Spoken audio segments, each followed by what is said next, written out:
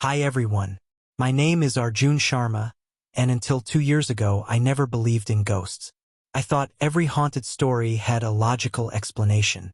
I thought every strange sound came from old pipes, creaking wood, or an overactive imagination. Then I met Aisha, and everything changed. I first saw her during a heavy monsoon evening in the small hill town of Nandapur. Rain poured from the sky like silver needles. The streets were nearly empty. I had recently moved there to manage an old hotel inherited from my grandfather. The building stood on a lonely hillside surrounded by thick pine forests. Most people avoided the place because they believed it was cursed. I ignored the rumors. Money was tight and I needed the job. That evening I noticed a young woman standing beneath a broken street lamp. She wore a white dress. Her long black hair flowed down her shoulders. The rain seemed unable to touch her. For a moment I thought my eyes were playing tricks on me. Then she smiled. The smile was beautiful enough to stop my heart. I walked toward her. "Are you lost?" I asked.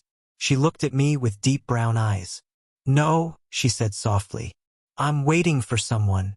Something about her voice felt strangely familiar, as if I had heard it long ago in a forgotten dream.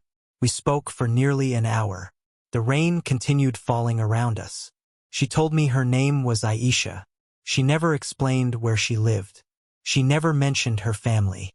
Whenever I asked personal questions, she gently changed the subject. Yet I found myself completely captivated by her. Before leaving, she pointed toward the forest. "I'll see you tomorrow night," she said. Then she disappeared into the darkness. The next evening I returned to the same spot. She was already there, waiting, smiling. From that day forward we met every night. We walked through quiet streets. We talked about life. We talked about love. We talked about dreams. Every moment with her felt magical. I had never met anyone like her. Weeks passed. My feelings grew stronger. Whenever she wasn't near me, I felt empty. One night we sat beside a small lake hidden deep inside the forest. Moonlight shimmered across the water. The world seemed frozen in time. I looked into her eyes. "I love you," I whispered. For a moment her smile faded. A shadow crossed her face. Then tears appeared in her eyes. "I love you too, Arjun." Happiness flooded through me. I leaned forward and kissed her. Her lips felt cold, unnaturally cold. I pulled back slightly. She noticed my reaction. "It's just the weather," she said. I accepted the explanation. Love makes people ignore strange things. The following days became the happiest of my life. Yet small details began troubling me. No one in town seemed to know her. Nobody had ever seen her. Whenever I described her appearance, people looked confused. One elderly shopkeeper even crossed himself nervously. "Stay away from the forest after dark," he warned. "There are things there that should remain forgotten." I laughed and walked away. I thought he was being superstitious. I wish I had listened. One evening Aisha invited me to a place deeper inside the woods. The path was narrow and overgrown. Ancient trees blocked most of the moonlight. The darkness felt alive. Eventually we reached an abandoned mansion. Its walls were cracked. Its windows were broken. Vines covered nearly every surface. The building looked centuries old. "What is this place?" I asked. "My home," she replied. A chill crawled down my spine. The mansion appeared completely deserted. Yet she opened the front door effortlessly. Inside, dust covered everything. Rotting furniture filled the hallways. The air smelled of decay. Still, Aisha moved through the house as if it were perfectly normal. She led me upstairs. At the end of a corridor stood a locked room. Her expression changed instantly. Fear appeared in her eyes.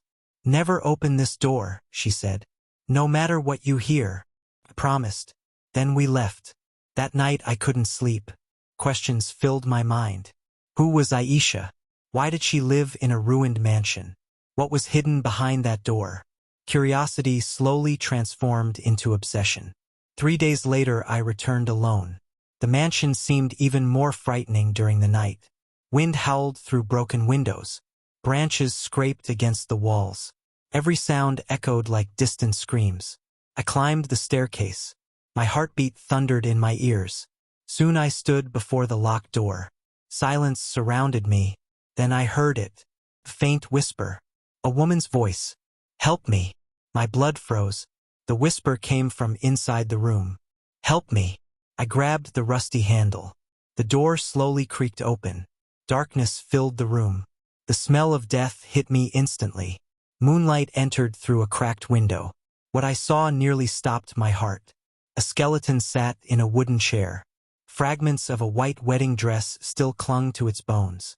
Long strands of black hair hung from the skull. A silver necklace rested around its neck. The same necklace Aisha always wore. I stumbled backward. My mind refused to accept the truth. Suddenly cold fingers touched my shoulder. I turned around. Aisha stood behind me, but she no longer looked beautiful. Her skin had turned gray. Dark veins covered her face. Her eyes were completely black. Blood trickled from her lips. "You opened the door," she whispered. Terror exploded inside me. I ran. I raced down the staircase. I burst through the front entrance. Behind me I heard laughter. Cold. Hollow. Inhuman. I didn't stop running until I reached town. The next morning I visited the local library. I searched through old newspapers. Hours later I found something horrifying. 30 years earlier, a young woman named Aisha Rahman had disappeared shortly before her wedding. Her body was never found. The last place she was seen was the abandoned mansion. My hands trembled. I continued reading. A second article revealed another shocking detail. Her fiancé had vanished soon afterward. People suspected murder. The case remained unsolved. That night Aisha appeared outside my hotel. She looked normal again. Beautiful. Gentle. Human. Tears filled her eyes. "You know the truth now." I nodded silently.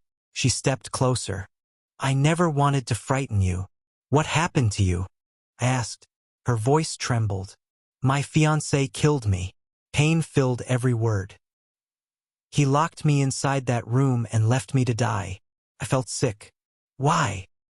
"He loved someone else." The wind carried her hair across her face. My spirit remained trapped because nobody ever found my body. I stared at her. Part of me wanted to run. Another part still loved her. Despite everything. Despite the fear. Despite the impossible truth. "I can help you," I said. For the first time she smiled. A real smile. Hope shined in her eyes.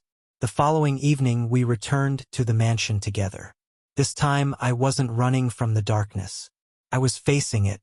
Aisha led me toward the hidden basement beneath the house. Behind a collapsed wall we discovered an old wooden chest. Inside lay faded letters, photographs, and a confession written by her fiancé. The man admitted murdering her. He described everything, every horrible detail. My stomach twisted as I read. The evidence was enough to finally reveal the truth. But something else waited in the basement. Something evil. Something ancient. As I placed the confession into my bag, a deafening scream echoed through the darkness. The temperature dropped instantly. Shadows began moving along the walls. Aisha's face turned pale. "He's here." The air grew heavy. A tall figure emerged from the darkness. A man wearing a torn black suit. His face was twisted and rotten. His eyes glowed red.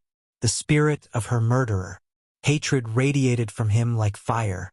"You belong to me," he snarled. Aisha stepped behind me. Fear filled her eyes. The ghost lunged forward. A violent force threw me across the room. Pain exploded through my body. The walls shook. Dust filled the air. The spirit advanced toward Aisha. His skeletal hands reached for her throat. I forced myself to stand, ignoring the pain, ignoring the terror, ignoring every instinct telling me to flee. I grabbed a rusted metal pipe from the floor. The action was pointless. A pipe couldn't hurt a ghost. Yet I charged anyway, because I loved her. The pipe passed directly through the spirit. But something unexpected happened. The silver necklace around Aisha's neck began glowing. A brilliant white light flooded the basement. The ghost screamed. His body twisted violently. Aisha looked at me. "Arjun." Her voice sounded distant. The light intensified. The entire room trembled. Then countless glowing figures appeared around us. Spirits, dozens of them, victims of the murderer, people whose lives he had destroyed. They surrounded him. They dragged him backward into the darkness. His screams echoed through the basement. Then everything became silent. The shadows vanished. The cold disappeared. The nightmare was over. Aisha collapsed into my arms. Tears streamed down her face. It's finally finished. I held her tightly. For a brief moment she felt warm. Alive. Real. More real than ever before. I don't want to lose you, I whispered. She smiled sadly. You already know what must happen. My heart broke. The first rays of dawn entered through cracks in the ceiling. Golden light touched her face. Her body began glowing softly. I tightened my embrace, desperately trying to hold on. But love cannot stop fate. I'll always love you, she whispered. I'll always love you too. A tear rolled down her cheek. Then she kissed me one final time. The warmth lingered only a second. Her body slowly dissolved into thousands of shimmering lights. The lights floated upward, toward the morning sky, toward freedom, toward peace. And then she was gone. Months later, the authorities reopened the case. Aisha's remains were finally recovered. The truth became public. Her murderer was officially identified. Her family finally received closure. Life slowly returned to normal. Yet I never forgot her. Every evening I visit the lake where we shared our first kiss. I sit beside the water and remember her smile.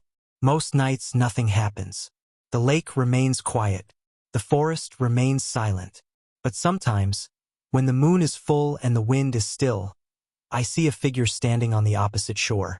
A woman wearing a white dress, her black hair dancing in the breeze, watching me, smiling, not with sadness, not with fear, but with love. The kind of love that survives death. The kind of love that refuses to disappear. And whenever she appears, a soft whisper drifts across the water. A whisper only I can hear. Until we meet again, Arjun. Then the figure fades into the moonlight, and the darkness becomes silent once more.